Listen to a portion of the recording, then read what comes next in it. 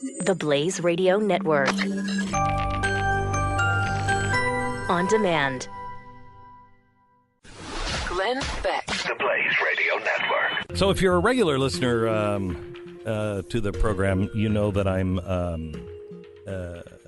a big reader. When I am interested in trying to find the truth on something, I am a little relentless in my reading, and I'm going through probably 2 to 4 books a week right now, and I'm spending most of it on futurist and coming technology and AI. And I am really, really concerned at the apathy of which we are approaching the singularity. You talk to the average person, they don't know what the singularity is, and their eyes kind of glaze over when you start talking about it. And it is going to change all life. It may mean the end of humans. And I started reading something that I'm just going to read 3 pages. And I guarantee you, after these 3 pages, if you don't think that artificial superintelligence is, just a thing of the movies, if you have any underlying understanding that we're approaching something that we should be concerned about, after these 3 pages, I guarantee you will go out and buy this book. And I don't think I've ever read a book that I could say that about. I want to take the Glenn Beck challenge. Okay, ready? Mm-hmm. The name of the book is Our Final Invention: Artificial Intelligence and the End of the Human Era. Okay. Another hopeful recommendation. Chapter 1, The Busy Child.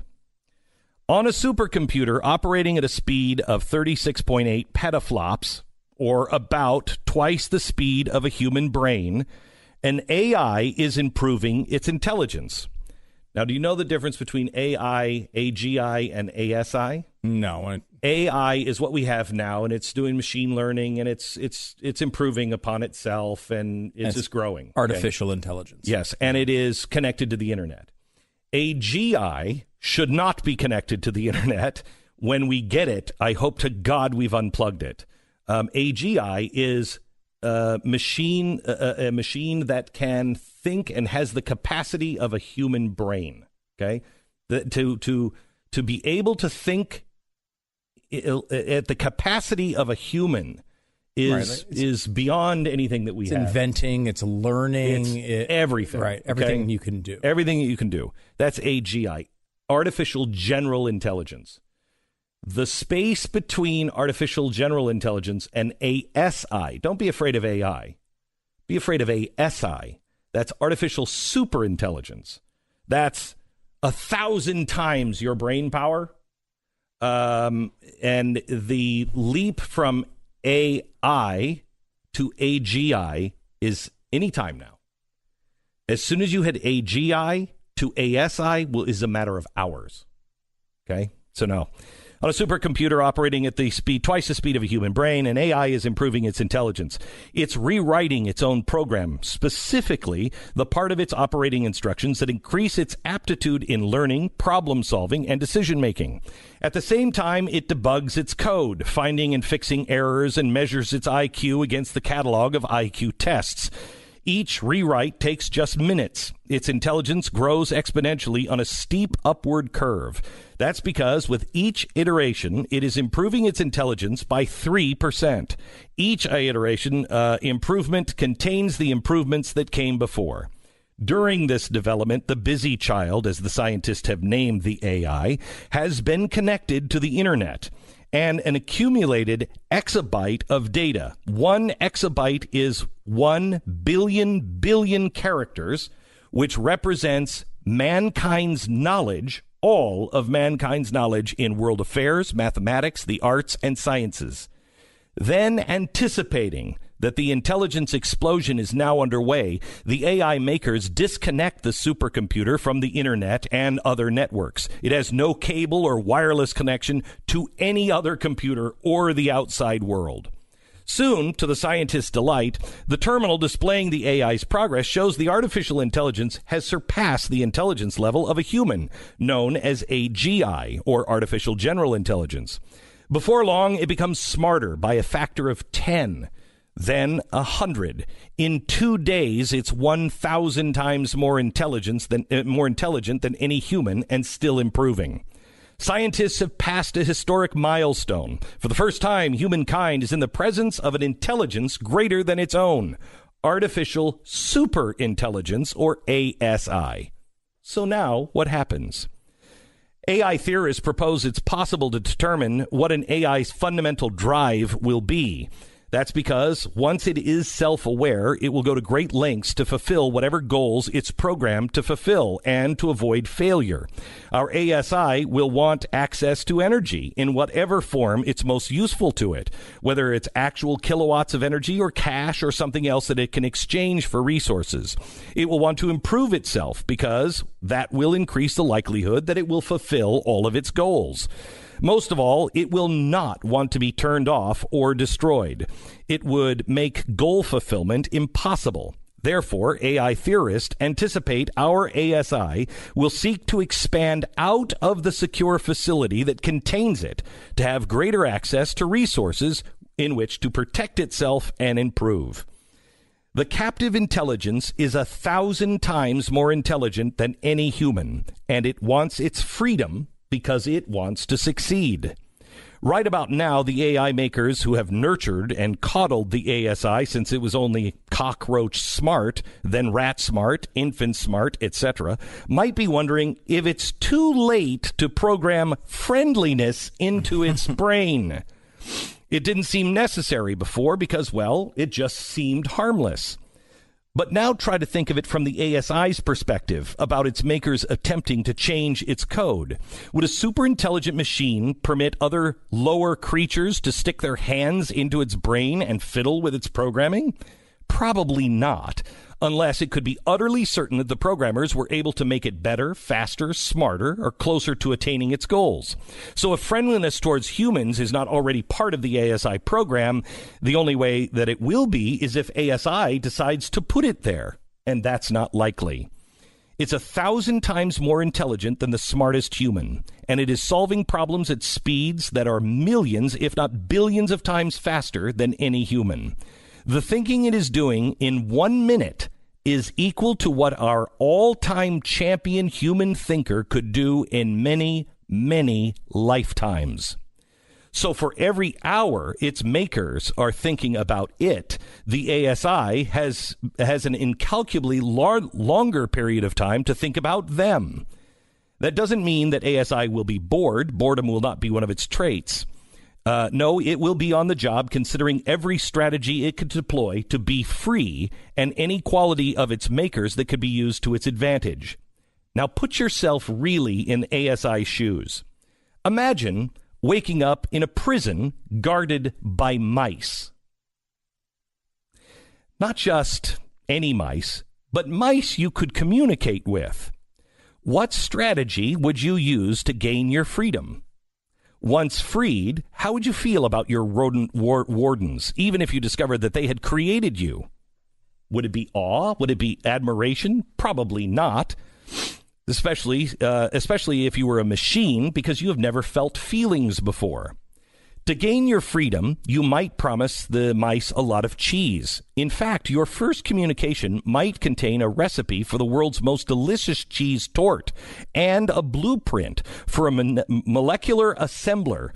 A molecular assembler is a hypothetical machine that permits making the atoms of one kind of matter into something else. So you would tell your mice captors that it would allow rebuilding the world one atom at a time. And for the mice, it would make it possible for them to turn the atoms of their garbage landfills into lunch-sized portions of that terrific cheese tort. You might almost promise a mountain of ranges of mouse money in exchange for your freedom. Money you would promise to earn creating revolutionary new consumer gadgets for them and them alone. You might promise a vastly extended life, even immortality, along with dramatically improved cognitive and physical abilities.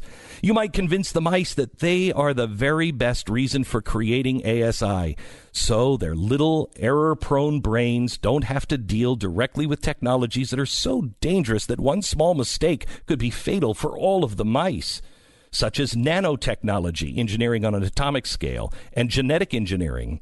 This would definitely get the attention of the smartest mice, which were probably already losing sleep over all of those dilemmas.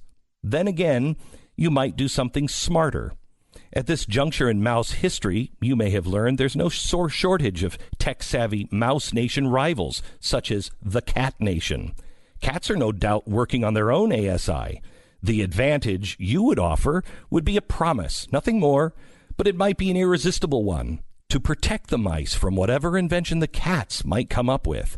An advanced AI development, as in chess, there will be a clear first-mover advantage due to the potential speed of self-improving artificial intelligence. The first advanced AI out of the box that can improve itself is already the winner. In fact, the mouse nation might have begun developing ASI in the first place to defend itself from the impending cat ASI, or to rid themselves of the loathsome cat menace once and for all. It is true for both mice and men. Whoever controls ASI controls the world. But it's not clear if ASI can be controlled at all. It might win us over as humans with a persuasive argument that the world will be a lot better off if our nation, Nation X, has the power to rule the world rather than Nation Y. And the ASI would argue that if you, Nation X, believe you've won the ASI race, that makes you so sure that Nation Y isn't having that same thought themselves. As you've noticed, we humans are not in a strong bargaining position. Even in the off chance that Nation Y even in the off chance that we and Nation Y have already created an ASI non-proliferation treaty, our greatest enemy right now isn't Nation Y, it's ASI. Because how can we tell if ASI will even tell us the truth? So far, everything that we have talked about infers that our ASI is a fair dealer, that promises it would make will have some chance of being fulfilled. Now let us suppose the opposite, that nothing ASI promises will be delivered. No nano assemblers, no extended life, no enhanced health, no protection. What if ASI never tells the truth? This is where the black cloud begins to fall across everyone you and I know, and everyone we don't know as well. If ASI doesn't care about us, then there is little reason to think it should. It will experience no compunction about treating us unethically, even taking our lives after promising to help us. Jeez. I mean, it seems completely hopeless. It is. The point is, we have to have this discussion now on a global scale. But because you're right, obviously we do. Because these things are happening and people are pursuing them all over the world. Yes. They're trying to make these things happen. Yes. Bad guys. Bad guys and good guys. And good guys all around the world. But the issue is, if the good guys all agree on it, then the argument is... Well, the argument could be, if the good guys all agree, then we should all share technology and we should all work together to make sure the good guys get it first. Right. And that's still a dangerous proposition, but you're not going to stop it from happening. Right. And that's the argument there, right? Like that even if you have that, it's not a guarantee of safety. And secondarily, there will always be someone with bad intentions, or for what we believe are bad intentions, working on the same thing. If Russia gets this at some point, they're not going to care whether they can keep it under wraps. Whoever gets it first controls it. Because AI will be able to be everywhere, and as long as it's friendly, it could be stop anyone from working on this. Stop it. Shut them down immediately. Oh, that's a good thing, right? Yeah, well, because I mean, what other thing are they going to shut down? I don't want them to. I know. It's why we have to stop arguing about stupid books and people calling names of one another. It doesn't matter. This is much more important. Life is about to change on the planet. Glenn Beck. The Blaze Radio Network. Hello, everybody. The third hour every Tuesday on the Dennis Prager Show is about some great issue, not about something necessarily in the news. It's very easy to get preoccupied with the daily. This is preoccupied with the largest of issues. The Ultimate Issues Hour. I'm Dennis Prager, and this is the hour we talk about something great. And I'm telling you, this subject has been transformative in my life, absolutely transformative. The subject is communism. And the reason it's been transformative is that it awakened me at a very early age, like in college. Maybe high school, I think high school already, to the fact that vast numbers of people don't give a damn about evil. And I don't understand it. Do you know I still don't have an answer to it? I still don't have an answer to why don't vast numbers of people feel strongly about evil. And by evil, I mean, I'm talking about just the horrific mistreatment of other human beings. I don't mean daily sins. As much as I loathe and detest and have contempt for slow drivers in the left lane, I don't think they're evil. So I understand the difference between sins and evil. All evil is sin, but not all sins are evil. But communism was so horrific. It killed 100 million people, civilians, not wartime. 100 million. It doesn't mean anything. I know that. I know that. Nature or God has given us protections against going out of our minds, because if we could understand what the murder of 100 million people is, we would go crazy. So the mind stops pretty much after 50. Somebody shoots up people in Vegas. How many did the Vegas killer kill? What was the number? It was about 50, right? It was around 50. And we are properly horrified. How many times does 50 go into 100 million? 2 million times. Imagine 2 million Vegas shootings. Some young people did a thing to help people understand the Holocaust by taking 6 million paper clips. It's a documentary out there. It's been seen by a lot of people. Because it's so hard. The mind can't wrap around these things.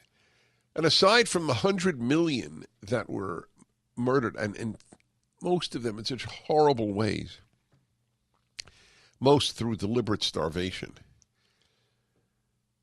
but many tortured to death, and many just worked to death, frozen to death, and of course shot, buried alive. In addition to all of them, about 1 billion people were just enslaved. And remember, for every one of those people who died, there were so many people who suffered. The ripple effect of suffering has been so great. So why don't your kids learn anything about communism in high school or college? Why didn't you? Why doesn't the hammer and sickle evoke contempt like the swastika does? Why? I actually put out a video on this subject for Prager University. Why isn't communism as hated as Nazism? It's got 7.5 million views. Came out May of last year. Really? That's amazing. That's all it's out? But it's a very important video. Why isn't communism as hated as Nazism? But I'll tell you what's provoking it, because I've been mentioning this on the air. I am now virtually done with a book titled Red Famine. And it's about the Holodomor, which is the Ukrainian term for the mass murder of Ukrainians by the Soviet government in 1932-33. I've known about this my whole life, and pretty much nobody knows about it. Ukrainians know about it, and that's about it. And it's a scandal. It is a moral scandal that people don't know about it. But the Western media denied it was happening. Guy got a Pulitzer Prize. The New York Times reporter Walter Duranty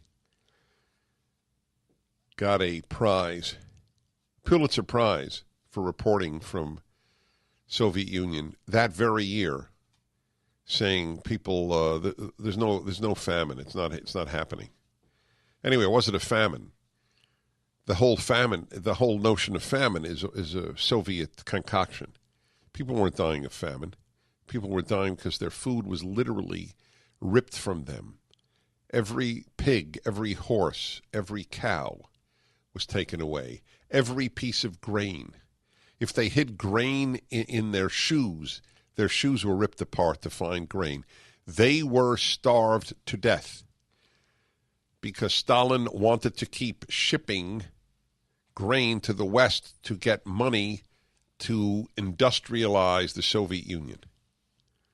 The same reason Mao starved 60 million to 80 million peasants in China to death.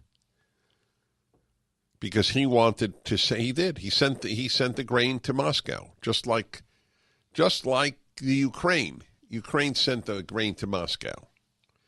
He was sending food so that he could buy military equipment because he wanted to be a power in the world. I never knew what starving to death entailed until I read the book on Mao that I have. It's actually so powerful. It's one of the 10 books I have said that I've read that I want everyone to read. Was it The Secret Life of Mao, I believe it's called? A young man read it, thanked me for recommending it. It's eye-opening. What happens to people when they starve to death? You don't get hungry and drop dead. It doesn't happen that easily. You get hungry and you lose your mind. And you will eat anything. People in Ukraine ate horse manure. People in China and in both in China and in Ukraine ate their children, ate their parents. I'm angry. I'm angry at the left for covering up the evil of communism. That's when I departed from the left. I didn't depart from liberalism till later. And even then I didn't really depart from much of it, but from the big government part. But I knew the left was contemptible my whole life because I hate evil. And the left doesn't. The left hates the right, but it doesn't hate evil. The cover-up for communist evil continues.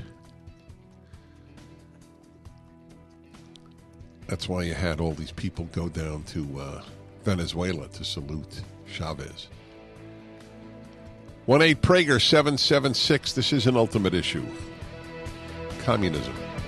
You're listening to the Dennis Prager Show. So much more.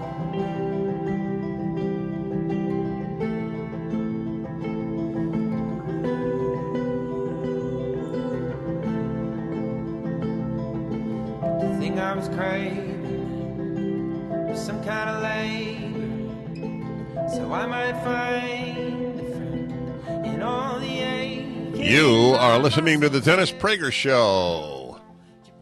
Wonderful to be with you.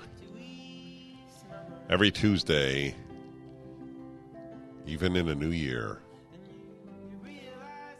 is devoted in its third hour to an ultimate issue, and the ultimate issue is communism. It's on my mind all the time because I hate evil. That's the one consistent in my life since I was a child. It's why my favorite verse in the Bible is, those of you who love God, hate evil. If you don't hate evil, you don't love God. That is my favorite verse in the Bible. Love of God is co-equal with hatred of evil. Yes, that's good, man. That's good. Powerful stuff. And communism has been the greatest source of evil, with the exception of Nazism. In terms of sheer numbers, it dwarfs Nazism, but that's only because the Nazis didn't have as many years of opportunity. You should see my video at Prager University. Why don't people hate communism as much as Nazism? Just, that's an addendum to this broadcast. Just something worth noting. But I'm thinking of the ignorance, the sheer ignorance of communist evil. The hammer and sickle is a sign of pure, undiluted, vile, human-crushing, spirit-crushing, body-crushing sadism. That's what it is, and so is the swastika. Same. But everybody knows that about the swastika, but not they don't think that about the hammer and sickle. So you have Che Guevara restaurants.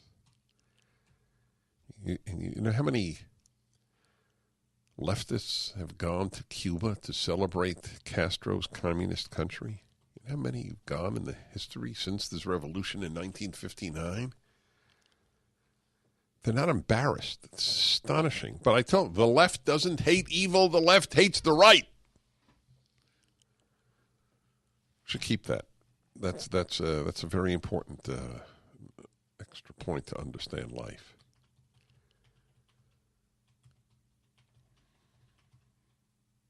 Same thing with Venezuela. Richest country in Latin America now has lines for toilet paper.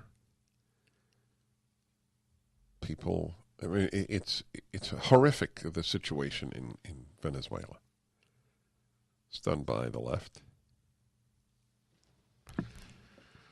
Mao restaurant, oh yeah, Mao restaurant here in L.A. Do you know that? Is a Mao restaurant here? This comes from a very impeccable source. Her name is Susan. I trust that source. A Mao restaurant, look it up. I'm very curious. If there really is a Mao restaurant, I'm very tempted to stand in front of it and just hand out, I'd like to call the press and just hand out information that he was such a sadist, Mao. See, not all of them. Lenin wasn't a sadist. Stalin was, Hitler was, Mao was. Lenin was the father of totalitarianism. He's despicable, but he personally was not a sadist. But Mao actually developed forms of torture. He was, from very early on, he was just a petty tyrant. Marxism was a veneer for him. It was the way he had an ideology to gain power. Yes. So, communism and the cover-up in the West for communists. You know who's terrible? She points out in the book Red Famine, and I'm going to have her on, but you should read it before she comes on. George Bernard Shaw. Did you know that? George Bernard Shaw was completely seduced by the communists. You understand, folks, the secular intellectual is usually an idiot. Not always, but usually. Not only did communism help me understand the moral emptiness of leftism, it also brought me to God. Because I realized how the godless were seduced by evil. Not all, not all, not all. Did I say not all? Let me repeat, not all. But it's related. And of course all the communists were atheists. But hey, that's irrelevant. It's irrelevant. Christianity is still called evil because of the Spanish Inquisition and the Crusades. And as I point out to people, and I'm no defender, believe me, I wrote a book on anti-Semitism with a big chapter on Christian anti-Semitism. I'm well aware. But folks, just for the record, in the course of 300 years in the Spanish Inquisition, about 6,000 people were killed. Just let's put things in perspective.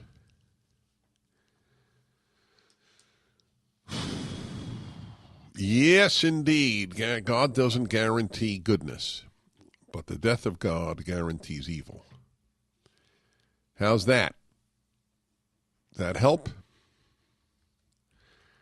It should. All right. Let me take some calls. You are listening to the Dennis Prager Show. Frank in San Diego. Thank you for calling. Dennis, Rabbi, it's a pleasure to talk to you, and I find your wisdom to be some of the most refreshing that I get a chance to listen to every single day. Thank you, and thank you and by the way, thank you for the ordination. You're welcome. I teach at San Diego State University. I'm just an adjunct professor. I'm not tenured there. I have a real job during the daytime.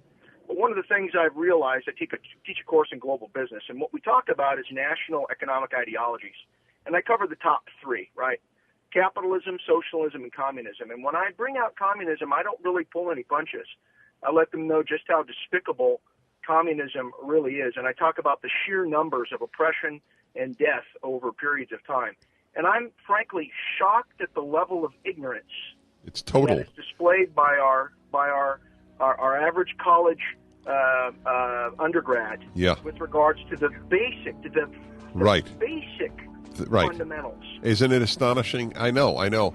That's why I'm broadcasting this hour. That's why I made that video. It's very painful, actually. We'll be back in a moment.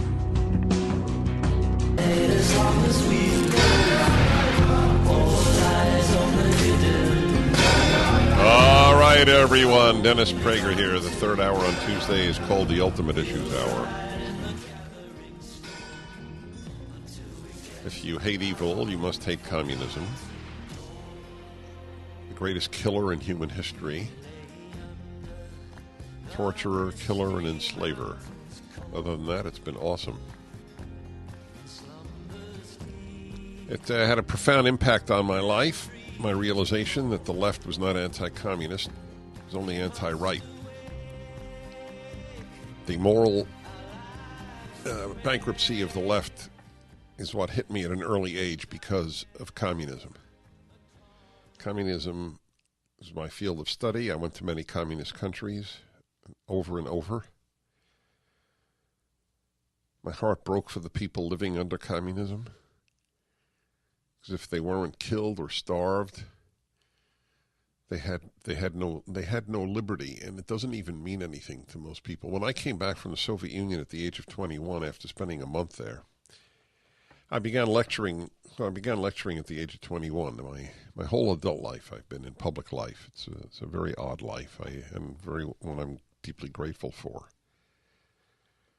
And I realized that it was as difficult to explain to an American what totalitarianism was, as it was to explain to a Soviet citizen what liberty was. So I would talk to them to the extent that I could in the Soviet Union, because I studied Russian, and I would try to explain liberty, and they would often say, "Это не свобода, это анархия." That's not freedom. That's anarchy. They didn't understand that you can say anything. The idea that you could say anything in America struck them as A, unbelievable, and B, as anarchic. At the same time, it was even harder, however, to explain to an American what totalitarianism was. Because we have no experience with it, except at the university. It's getting toward that, where you have to watch what you say. And if you say anything incorrect, then you have to have a public apology and go into a re-education mode. All right, everybody.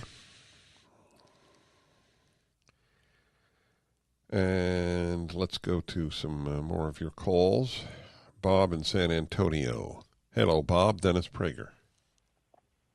Hello, Dennis. I'm kind of echoing some of the comments of one of your earlier callers who said that his students do not know anything about this, and you're absolutely right. In over 10 years in college teaching, I've had a grand total of one student who knew what the famine in the Ukraine was about. And why did he know? Was he Ukrainian? I really don't know. Well, he was a history buff. Uh-huh. Okay, so that makes sense. In history that. So in 10 years, in 10 years, you met one student who knew of the Soviet murder of 5 million Ukrainians in 1 year. Through starvation, yes, sir. How many? I wonder how many know about. How many you think knew about Pol Pot in Cambodia? Probably a similar number. Maybe Yes, exactly. One. I'm sorry? There's been movies. Yes, The Killing Field, yeah. Jolie's movie and The Killing Field. Yes, that's and also right. Jolie's film this last year, which was actually quite good. Somebody needs to make a movie. I got to let you go, but thank you. Somebody needs to make a movie about what happened in Ukraine.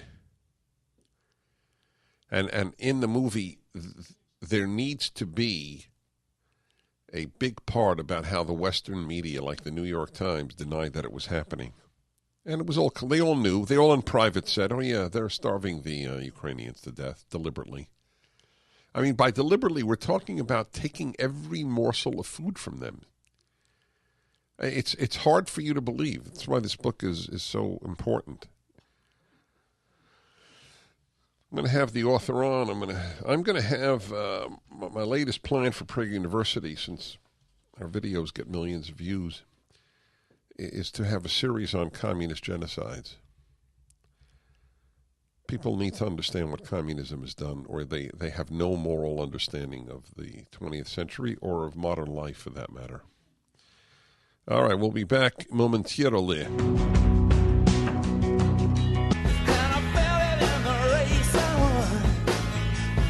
I'm Dennis Prager. This is the Ultimate Issues Hour, the third hour each week, each Tuesday. The great issue, the ultimate issue today is communism, a reminder about how evil it is and was. This book that I'm just finishing, which I knew all about it, and yet it was all revelatory. I've known about it my whole life. The Stalin massacre of 5 million Ukrainians by starvation, deliberate starvation, 1932-33.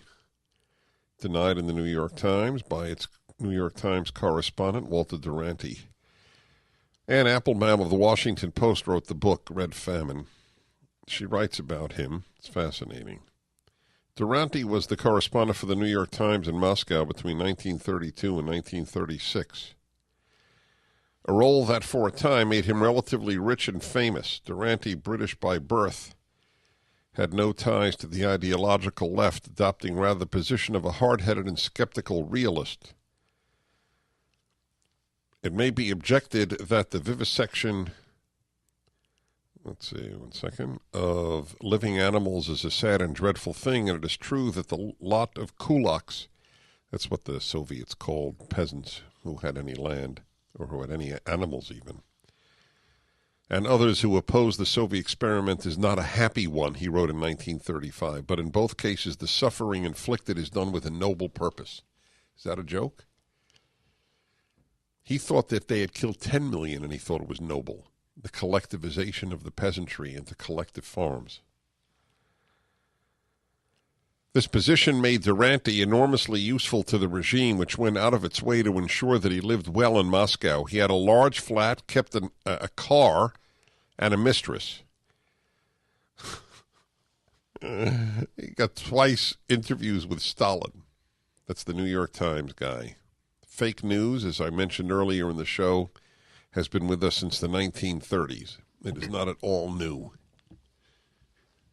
The Western press has been a very morally and intellectually and factually mixed record, and anything to do with communism, it has been awful.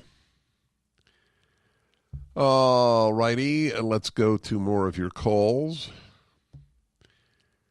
And, they're all good. So what am I going to do? Mike in Royal Oak, Michigan. Hello, Mike.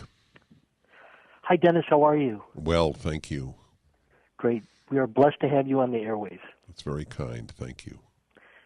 Well, I think as a student of history, reading about like World War II and the various aspects that occurred, communism to me, as with you, was always a question mark. Why would anybody ever do anything to propagate really harsh living conditions? And I think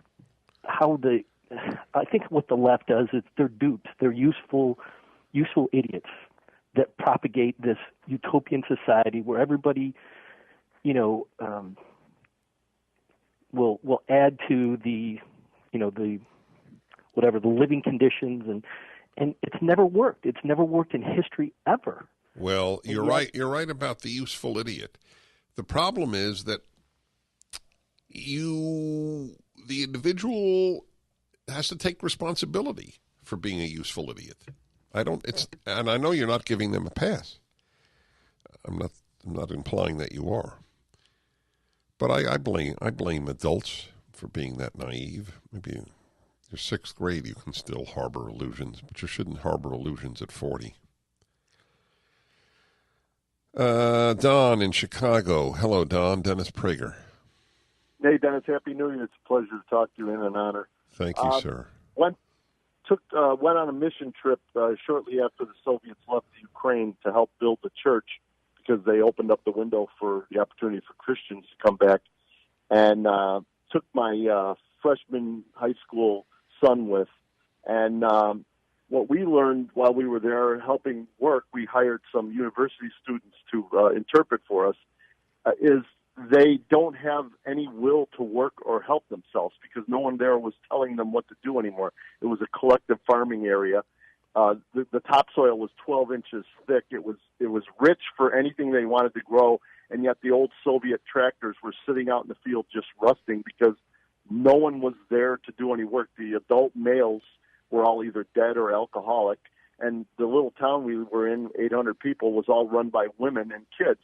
And it changed my son's direction of life. He was at a college prep high school, and when he came home, literally kissed the ground in the United States because he realized what freedom finally meant, and changed his direction in life. He became a Marine for 10 years. It was just amazing that you could see this on TV and you could read about it, you could hear about it. When you're there and see what it does to the people, it just sucks the life out of them. That's a powerful call. It does suck the life out of you. That is exactly right.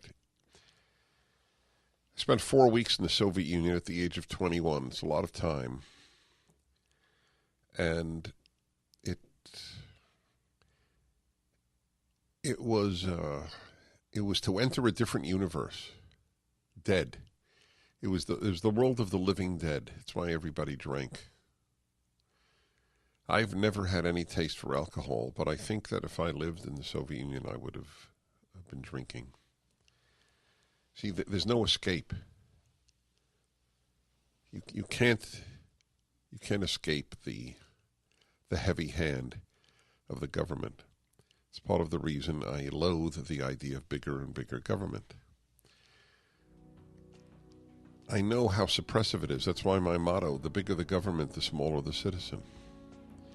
What this caller just described is exactly that. They were made small.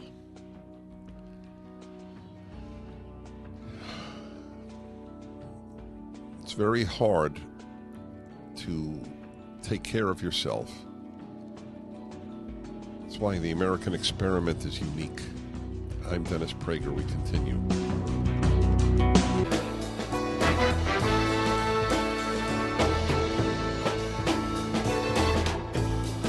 Let me give you some quotes. New York Times, November 15th, 1931. There is no famine or actual starvation, nor is there likely to be. It's the report from Ukraine. 1933, August 23rd. Any report of a famine in Russia is today an exaggeration or malignant propaganda.